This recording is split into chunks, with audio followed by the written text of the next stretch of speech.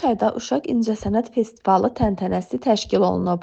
Uşaq İncəsənət Festivalının birinci seçim turunun başlanılması ilə əlaqədar aprelin 25-də Göyçayın şəhər mərkəzində tədbir keçirildi. Festival iştirakçıları həm özləri əyləndilər, həm də onları izləyən şəhər sakinlərinə unudulmaz anlar yaşatdılar. Uşaq İncəsənət Festivalının coşqusu, bayram ruhu hər kəsi heyran etdi. Keçirilən festivalda Göyçay rayon İcra Hakimiyyətinin humanitar məsələlər üzrə müavini Zivər Zeynalova, Yeni Azərbaycan Partiyasının Göyçay rayon təşkilatının sədri Sahib Şükürov, rayon mədəniyyət evinin nümayəndələri, Uşaq Musiqi Məktəbinin kollektivi, rayonun böyükdən kiçiyə bir çox sakinləri böyük maraq ilə iştirak ediblər. Keçirilən festivalda bir çox rəsm əsərləri, qədimi əşyalar və əl işləri sərgilənib. Gənclərin və uşaqların bilik və bacarıqları nümayiş etdirilib. Etibar Bəşirov, Göyçay naminə.